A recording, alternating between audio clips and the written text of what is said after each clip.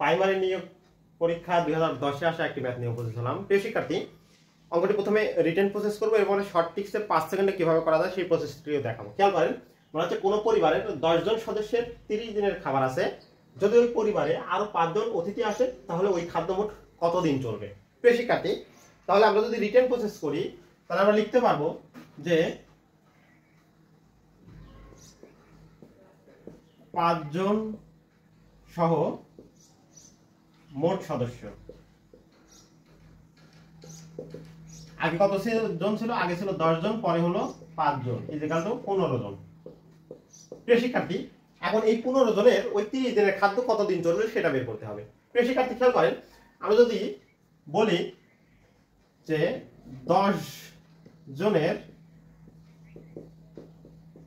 চলে হচ্ছে 30 দিন, তাহলে ওই খাদ্যই একজন যদি শেষ করতে চায় তাহলে কতদিন লাগবে? প্রিয় শিক্ষার্থী, বেশি দিন।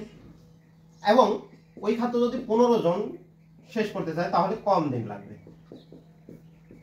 তাহলে 15 × 30 ইকুয়াল টু 20 দিন।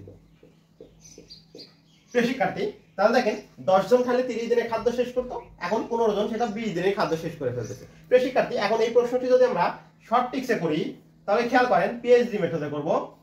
সূত্রটা হচ্ছে P1 H1 D1 is equal P2 H2 D2। প্রিয় শিক্ষার্থী, এখন আমাদের পরবর্তী দিন বের করতে হবে। তাহলে পরবর্তী দিন হচ্ছে D2। তো D2 সমান আমরা কি লিখতে পারি? P1 H1 D1 by P2 H2। প্রিয় শিক্ষার্থী, এখন P1 হচ্ছে পার্সন 1, তাহলে পার্সন 1 প্রথমে কত ছিল? 10। এরপরে ঘন্টা তো নেই, তাহলে ঘন্টার জায়গায় 1 বসবে। আর দিন কত ছিল প্রিয় শিক্ষার্থী? 10। এরপরে দেখেন, খেয়াল করেন পার্সন 2 অর্থাৎ 5 জন আসার পরে মোট কতজন হলো? 15 জন। তাহলে 15 গুণন, যেহেতু ঘন্টা 1, এখন যদি 15 দিয়ে কেটে দেন 2, তাহলে কত হলো? 20 দিন। প্রিয় শিক্ষার্থী, আজকে এই পর্যন্তই। পরবর্তীতে আরো কোনো অঙ্ক নিয়ে উপস্থিত হয়ে যাবো। আসসালামু আলাইকুম।